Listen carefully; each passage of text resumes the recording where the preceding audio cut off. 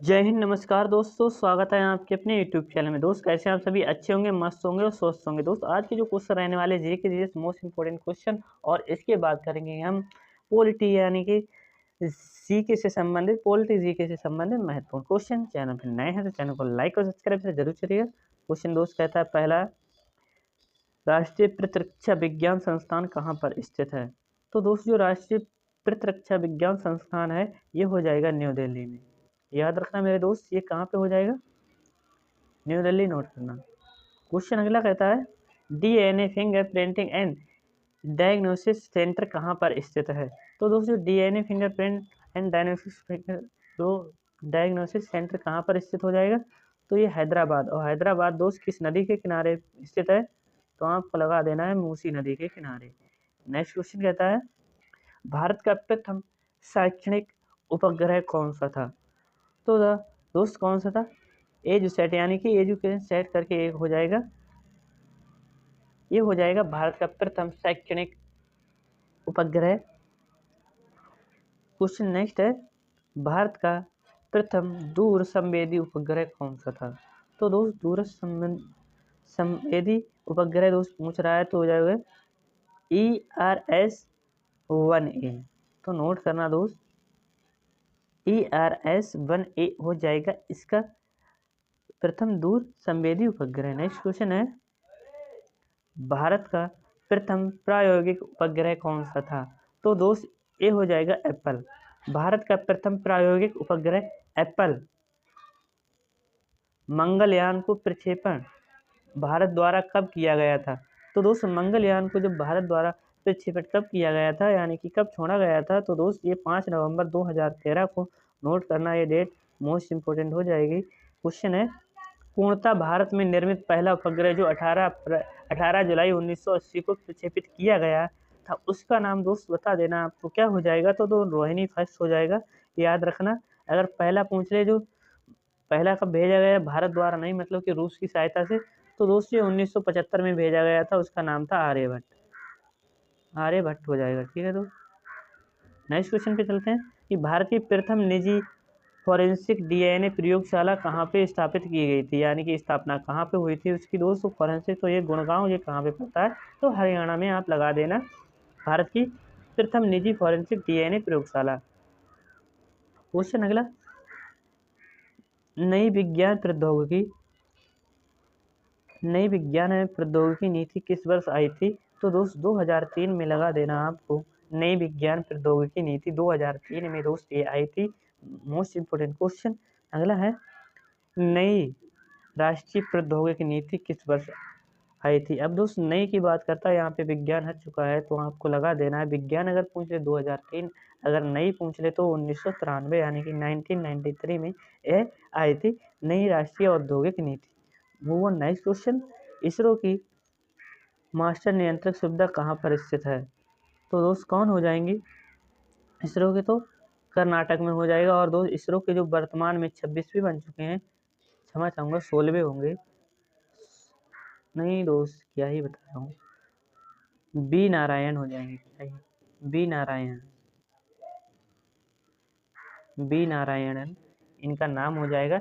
ये हो जाते हैं इसरो की।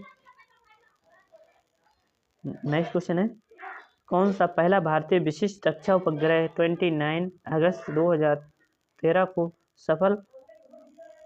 सफलतापूर्वक छोड़ा गया था? तो दोस्त इसका जो राइट आंसर हो जाएगा ये कब छोड़ा गया था, तो इसका नाम क्या हो जाए? तो GSAT-7 हो जाएगा। GSAT-7 जो कि पहला भारतीय विशिष्ट रक्षा उपग्रह 29 अगस्त 2013 को सफलतापूर्वक भेजा गया था। GSAT-7। क्वेश्चन है रडार का प्रयोग किसके लिए किया जाता है? तो दोस्त ये रडार के लिए दूरस्थ वस्तुओं की पहचान करना और उनका पता लगाना यानी कि कौन सा हमारे रडार में है, जैसे कोई जहाज आता है यानी कि हेलीकॉप्टर वगैरह आता है यानी कि लड़ाकू विमान, तो उसका पता लगाता है दोस्त रडार। प्रथम भारतीय उपग्रह आर्यभट्ट किस वर्ष छोड़ा गया था? तो दोस्त 1975, 19 अप्रैल 1975 को यह छोड़ा गया था रूस की सहायता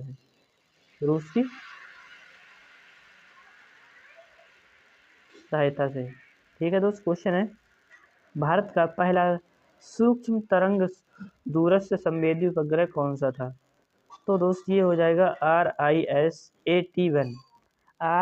RISAT-1 हो जाएगा पहला सूक्ष्म तरंग भूसंवेदी उपग्रह। क्वेश्चन है, दुनिया के प्रथम समकेतिक और सम्मिलित चक्रण ऊर्जा संयंत्र की खोज, क्षमा चाहूंगा दोस्त, संयंत्र की स्थापना का प्रस्ताव कहाँ पर है? तो दोस्त ये पहली बात करता है तो जोधपुर में खोला गया था, याद रखना। क्वेश्चन है, भारत के किस राज्य में देश का पहला परमाणु विस्फोट किया गया था? तो दोस्त राजस्थान के जो पोखरण था, वहाँ पे पोखरण, इंदिरा गांधी जी के समय, नोट करना। क्वेश्चन है, भारतीय तथा रूसी वैज्ञानिकों ने एक पराध्वनिक क्रूज मिसाइल को सफलतापूर्वक छोड़ा गया, उसका नाम क्या है? तो दोस्तों भारतीय और रूस की सहायता से तो पराध्वनिक क्रूज मिसाइल है, इसका परीक्षण ब्रह्मोस। और दोस्त मोस्ट इम्पोर्टेंट क्वेश्चन होगा ब्रह्मोस, वेरी पावरफुल हो जाएगी मिसाइल। क्वेश्चन कहता है अगला, भारत द्वारा अपने देश में विकसित हल्के युद्ध विमान का नाम क्या है? तो दोस्त ये हो जाएगा तेजस, मोस्ट इम्पोर्टेंट तेजस, बहुत अच्छा हो जाएगा इसका राइट आंसर, तेजस हो जाएगा, हल्का हो जाएगा। क्वेश्चन है, वह कौन सा उपग्रह जो दिन रात एवं मेघावरण में भी चित्र भेजने में सक्षम है? मेघावरण का मतलब हो दोस्त कि बादल छाए हुए, चाहे कैसा भी मौसम हो, उसमें अपना पिक्चर भेज सकता है, तो इसका नाम हो जाएगा रिसैट। क्वेश्चन अगला है, अब दोस्त आ जाता है क्वालिटी मोस्ट इम्पोर्टेंट क्वेश्चन जो एग्जाम में पूछे जाते हैं, वेरी वेरी मोस्ट इम्पोर्टेंट है। क्वेश्चन कहता है, ग्राम पंचायत का निर्माण, क्षमा चाहूंगा, निर्वाचन कराना किस पर निर्भर करता है? तो दोस्त कौन कराता है? तो राज्य सरकार पर होता है। और दोस्त ग्राम पंचायत किस आर्टिकल में आती है? तो आर्टिकल 40 यानी 40 में आती है, जो कि DPSC में पढ़ता है। क्वेश्चन है, राज्य में राष्ट्रपति शासन से तात्पर्य राज्य के किस शासन से है? तो दोस्तों ये राष्ट्रपति जब शासन होता है उसे राज्यपाल शासन भी हम कह सकते हैं। और दोस्त अभी कहाँ पे लगा हुआ है? 2025 में, तो मणिपुर लगा देना, मणिपुर में लगा हुआ है, याद रखना। क्वेश्चन अगला है, और दोस्त मणिपुर में 11 बार लग चुका है, और यूपी में दोस्त 10 बार, और बिहार में 9 बार, ठीक है। क्वेश्चन है, राष्ट्रपति राज्यों में किस अनुच्छेद के तहत राष्ट्रपति शासन आरोपित यानी कि लगाता है? तो दोस्त ये 356 आर्टिकल हो जाएगा, 356 आर्टिकल, जो कि जिसे राष्ट्रपति शासन या राज्यपाल शासन भी कह सकते हैं, जब राज्यपाल करता है तब लगता है। क्वेश्चन है, राज्यसभा का पदेन अध्यक्ष कौन होता है? तो दोस्त भारत का उपराष्ट्रपति होता है। और दोस्त भारत में जो वर्तमान में उपराष्ट्रपति थे जगदीप धनखड़, वो हट चुके हैं, और दोस्त अभी उनका पद खाली है, यानी कि राष्ट्रपति का आर्टिकल 63 इसका राइट आंसर हो जाएगा। क्वेश्चन है, भारतीय संविधान के किसको हटाने की व्यवस्था प्रावधान नहीं है? तो दोस्त ये राज्यपाल, जो कि राज्यपाल की ये कोई प्रावधान नहीं दिया गया है हमारे संविधान में। नोट अगला है, कार्यकाल पूर्ण होने से पूर्व भारत के राष्ट्रपति को उनके पद से कौन हटा सकता है? तो दोस्त संसद द्वारा महाभियोग, और दोस्त संसद द्वारा महाभियोग यानी कि लोकसभा और राज्यसभा में किसी भी सदन में आप ला सकते हैं, किस आर्टिकल के तहत? तो दोस्त ये आर्टिकल 61 हो जाएगा इसका राइट आंसर, ठीक है। क्वेश्चन है, भारत के प्रधानमंत्री को कौन नियुक्त करता है? तो दोस्त ये करता है राष्ट्रपति, राष्ट्रपति करता है भारत के प्रधानमंत्री को नियुक्त। क्वेश्चन अगला, राष्ट्रपति के चुनाव में कौन भाग लेता है? तो दोस्तों लोकसभा, राज्यसभा तथा विधानसभा के निर्वाचित सदस्य होते हैं, यानी कि जो मनोनीत होते हैं वो नॉमिनेट सदस्य करते हैं, दोस्त भाग लेते हैं, याद रखना है। क्वेश्चन है, लोकसभा व राज्यसभा की संयुक्त बैठक कब होती है? तो दोस्त सत्र शुरू होने पर होती है संयुक्त बैठक, और दोस्त आर्टिकल 108 के तहत, और अध्यक्षता करता बुलाता राष्ट्रपति अध्यक्षता करता है आर्टिकल 118 के तहत, जो कि लोकसभा का स्पीकर करता है। वर्तमान में ओम बिड़ला हो जाएंगे, यहाँ आपको ये रट चुका होगा, मैं कितनी बार बता चुका हूँ, ओम बिड़ला 18वीं लोकसभा चल रही है। क्वेश्चन है, कौन सा अधिकार केवल राज्यसभा को प्राप्त है? तो केवल राज्यसभा को प्राप्त हो जाएगा ये अधिकार, नवीन अखिल भारतीय सेवाओं को शुरू करना, जो कि 1 साल के लिए ये बनाता है, उसके बाद खुद राज्य के यानी कि केंद्र के हाथ में पहुंच जाती है, नोट करना। क्वेश्चन है, राष्ट्रपति के मृत्यु होने या इस्तीफा देने पर राष्ट्रपति के कार्यकाल या कार्यभार का पालन उपराष्ट्रपति कब तक संभालेंगे? तो दोस्तों अधिकतम 6 महीने तक इसकी अवधि होगी, इसके बाद पद का यानी कि कोई दूसरा व्यक्ति चुना जाना चाहिए, कि एक ही व्यक्ति दोनों पद नहीं ले सकता है 6 महीने के अंतराल के बाद, यानी 6 महीने तक पद खाली रह सकता है। नोट करना। क्वेश्चन है, संविधान सभा ने भारत के संविधान को कब स्वीकृत किया था? तो दोस्त कब स्वीकृत किया था या पारित किया था? तो 26 नवंबर 1949 को। नोट करना मेरे प्यारे दोस्त, 26 नवंबर 1949 को। मूव नेक्स्ट क्वेश्चन चलते हैं। क्या कहता है अगला क्वेश्चन कि भारतीय संविधान की प्रस्तावना में क्या लिखा है? तो दोस्त ये मोस्ट इंपोर्टेंट है और ये कहाँ से लिया है? हमने ऑस्ट्रेलिया से लिया है, ऑस्ट्रेलिया के संविधान से। नोट करना कि हम भारत के लोग अपनी संविधान सभा में इस संविधान को अपनाते हैं, हम अधिनियमित करते हैं और इसे स्वयं को प्रदान करते हैं, यानी कि हम भारत के लोग, हम भारत को एक संपूर्ण गणतंत्र प्रभु संपन्न राज्य के रूप में अपनाते हैं। ठीक है, ये लिखा है, कहना की बात हो जाएगी। क्वेश्चन है, बिक्री पे कौन सा कर लगता है? क्वेश्चन कहता है तो कर कौन लगाता है? तो राज्य सरकार लगाती है, राज्य सरकार। भारत में सशस्त्र सेना का सुप्रीम कमांडर यानी कि सर्वोच्च कमांडर कौन होता है? तो दोस्त ये हो जाएगा भारत का राष्ट्रपति। और दोस्त वर्तमान में कौन है? द्रौपदी मुर्मू जी, जो कि संथाल जनजाति से आती है। क्वेश्चन है, केंद्रीय मंत्रिपरिषद किसके प्रति उत्तरदायी होता है? तो दोस्त ये लोकसभा के प्रति उत्तरदायी होता है, लोकसभा के प्रति उत्तरदायी होता है। तो दोस्त याद रखना, लोकसभा,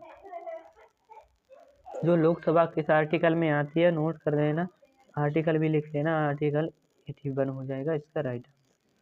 क्वेश्चन है, संसद में दोनों सदनों की संयुक्त बैठक की अध्यक्षता कौन करता है? मैं बता चुका हूँ, 118 आर्टिकल के तहत करता है लोकसभा अध्यक्ष, यानी कि लोकसभा का स्पीकर करता है, बुलाता प्रेसिडेंट है। ठीक है दोस्त। राज्यसभा के सदस्य के लिए न्यूनतम आयु सीमा कितनी होनी चाहिए? तो दोस्त 13 वर्ष होनी चाहिए, क्षमा चाहूँगा 30 वर्ष होनी चाहिए, 30 वर्ष होनी चाहिए। क्वेश्चन कहता है, किसी राजनीतिक दल को राष्ट्रीय दल के रूप में किसको मान्यता दी जाती है? तो दोस्त यदि उसे 4 या अधिक राज्यों में राजनीतिक दल के रूप में मान्यता दी गई है, यानी कि वह किन्हीं 4 राज्यों के रूप में मान्यता प्राप्त कर लिया हो, उसे राजनीतिक दल के रूप में मान्यता दे दी जाएगी। और कौन देता है? तो दोस्त ये चुनाव आयोग यानी कि इलेक्शन कमीशन देता होगा। ठीक है दोस्त। संविधान के किस अनुच्छेद में संसद को संविधान में संशोधन करने का अधिकार प्रदान किया गया है? तो दोस्त ये संसद करती है इसका अधिकार, और इसको अधिकार होता है ये आर्टिकल 368 के तहत। तो भाग कौन सा होगा? तो भाग मेरे दोस्त 20 हो जाएगा, 20, भाग 20 होगा। और दोस्त ये कहाँ से लिया है? तो हमने लिया है दोस्त साउथ अफ्रीका से, साउथ अफ्रीका यानी कि दक्षिण अफ्रीका से लिया है। ठीक है। और दोस्त होता है आज का सेशन यहीं पे समाप्त। कैसा लगा सेशन? आई होप आपको सेशन पसंद आया, तो सेशन को लाइक और शेयर जरूर करिएगा। मिलते हैं अगली क्लास में, तब तक के लिए जय हिंद, जय भारत।